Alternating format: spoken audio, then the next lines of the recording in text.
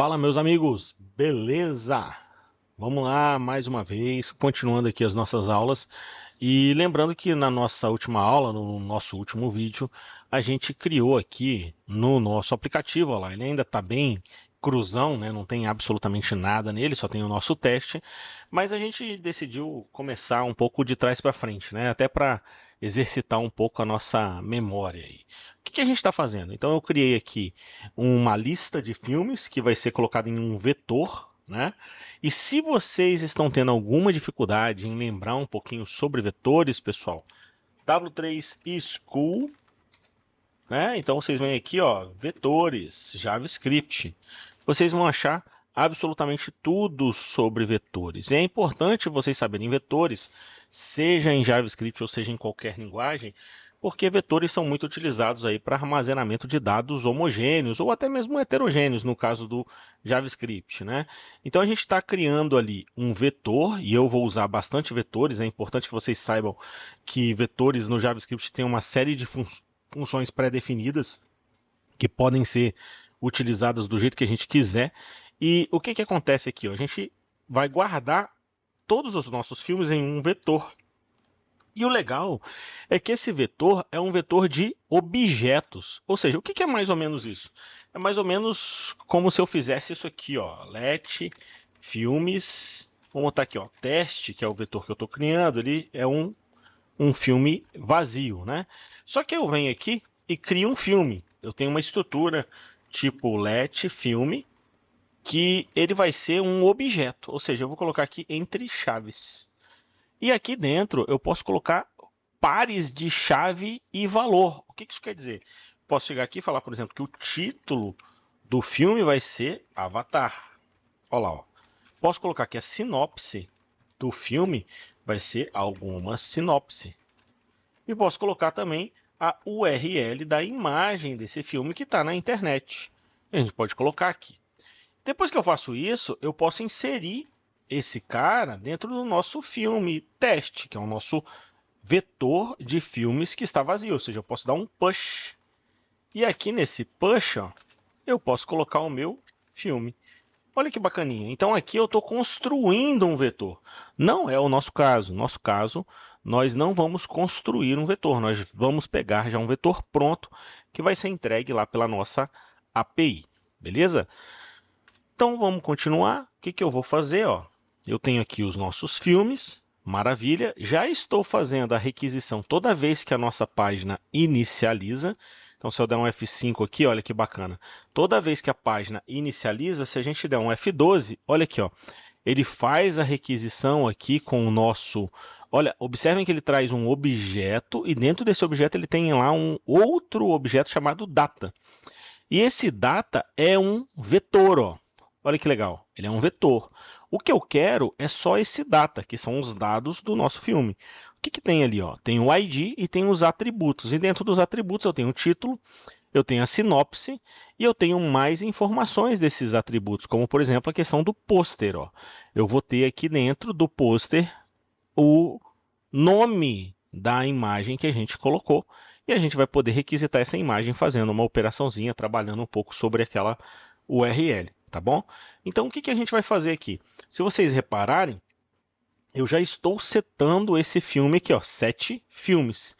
E aí o React ele justamente me dá toda uma biblioteca de funcionalidades que me permite renderizar dinamicamente os nossos componentes.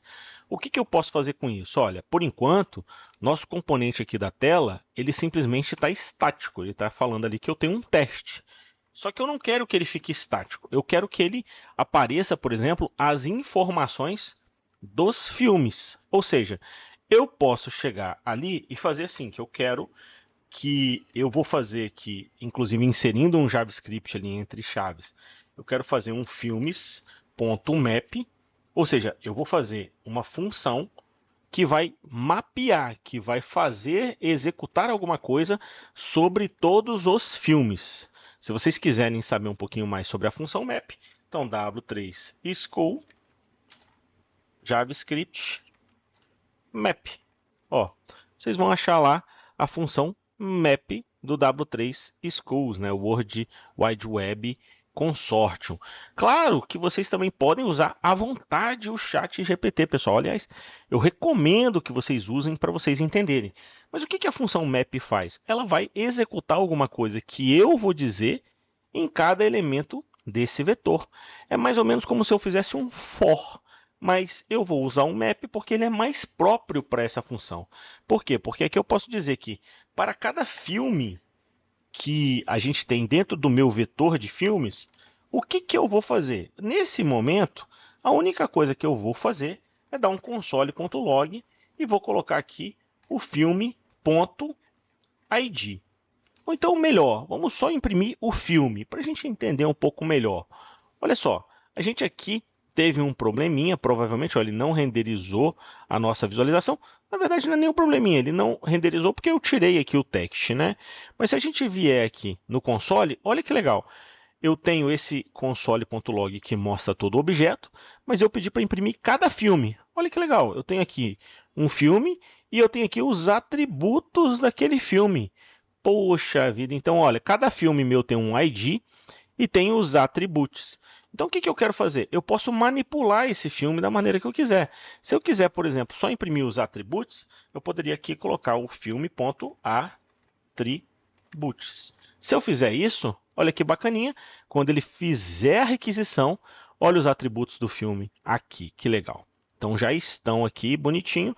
Então, vocês podem visualizar que eu já consigo pegar essas informações dos filmes. Que bacana, né? Só que eu posso fazer muito mais. Eu posso renderizar visualizações a partir dessa requisição.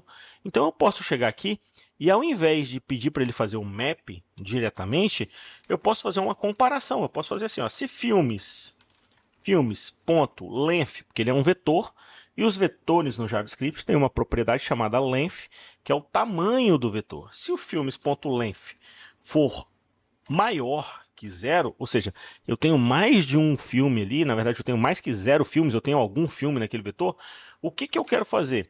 Vou fazer aqui um operador ternário, vou colocar uma interrogação, para dizer que eu quero renderizar, né? Se aquele cara tiver mais que 0, eu quero renderizar o quê? Eu quero renderizar o meu filmes.map, e o que eu vou fazer? Para cada filme que eu tenho, eu vou devolver o quê? Eu vou devolver um text. Vou colocar aqui um text, tá? E vou botar aqui um barra text. Olha que maneiro que eu vou fazer aqui, galera, ó. E vou chegar aqui no meio do meu text e vou fazer assim, ó. Eu vou dizer que eu quero devolver aqui nesse text o meu filme.attributes, que eu quero pegar o título que está dentro do attributes. Ou seja, se o filme tiver com mais de um filme ali dentro daquele vetor, eu vou renderizar o quê? A informação do nome do filme. Agora, se esse cara não estiver assim, ou seja, se eu vier aqui e colocar um 2 pontos do operador ternário, eu simplesmente vou colocar uma informação aqui, assim, ó, text, e vou colocar que a minha lista de filmes está carregando. Ó que legal.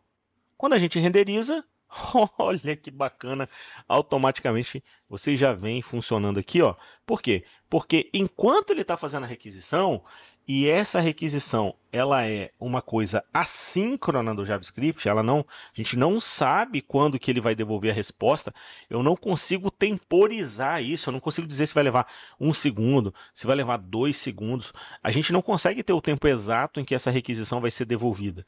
Mas enquanto ele estiver ali na requisição, ou seja, enquanto o tamanho do vetor filmes for igual a 0, porque ele inicializa aqui como vazio, esse cara vai aparecer carregando. Mas quando eu tiver alguma coisa dentro do vetor filmes, ele vai carregar o quê? Ele vai carregar um mapeamento, ou seja, eu pedi para cada elemento meu, ele vai carregar aqui um text com o título do filme para cada elemento que eu tenho dentro daquele vetor. E é claro que a partir daqui vocês já imaginam como que a gente vai fazer a nossa aplicação, que vai renderizar uma quantidade de cartões de acordo com a quantidade de filmes que a gente tiver na nossa API. Mas vocês já conseguem ver que esse cara está funcionando e é exatamente isso que a gente vai fazer na nossa próxima aula, no nosso próximo vídeo, quando a gente vai fazer o quê?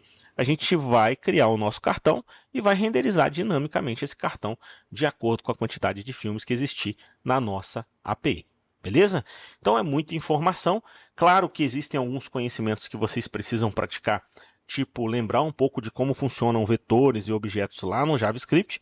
Mas se vocês tiverem qualquer dúvida, pessoal, não deixem de perguntar. Podem perguntar aí no chat aí do YouTube, que a gente vai respondendo, inclusive colaborativamente, para a gente aprender mais sobre isso. E claro, não deixem aí de dar um likezinho no vídeo e seguir a gente aqui no canal para a gente colocar mais conteúdo aí para vocês, tá bom?